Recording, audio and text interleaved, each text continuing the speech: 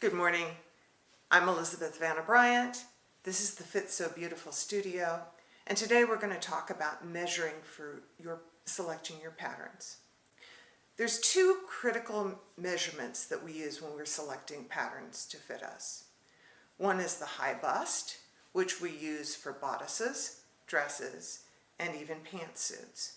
The other is the full hip, and that we'll use for pants, skirts, and some other things. We'll get to that in a moment. First, let's look at the materials that we're going to use. We'll use a tape measure. Choose a tape measure that is flexible, so it'll go around your curves, and yet does not stretch. The first measurement we'll take is for selection of bodices. So for shirts, blouses, dresses.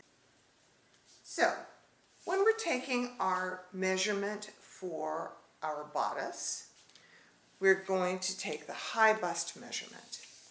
The high bust measurement is taken here at the back, as high into the armpits as you can,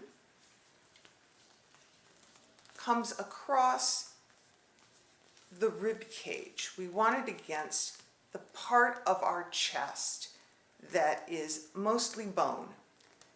This area is the best predictor of your frame size.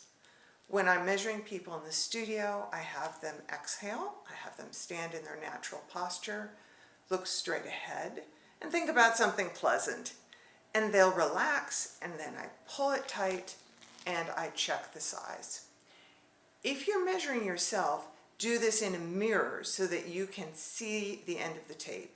That will be your most accurate measurement. Now on to the hip. To determine our full hip, we need to know where our natural waist is.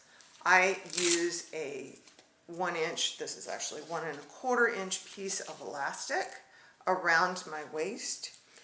Pattern drafters draft pants and skirts from the natural waistline. We're often not accustomed to what our natural waistline is because we often don't wear clothing there. We'll wear it lower. But when we're measuring, we do want to know where our natural waist is because that's where the pattern has been drafted from. So where you bend, if you want to sing the kindergarten song, I'm a Little Teapot, this is the motion that we use. Where we're bending is our natural waist, and you can see that my elastic rides in that. A word about foundations. If you're going to wear Spanx with your pants or a particular bra or corset or waist shaper, any kind of shapewear, you want to wear the same garment for your measuring for your pattern while you're fitting your pattern and for the final wearing of your creation. So that undergarment piece should be consistent across all of that time with your creation. For the hip measurement, we will measure from the waist to the hip. And pattern drafters use a measurement for the full hip someplace between 7 and 9 inches.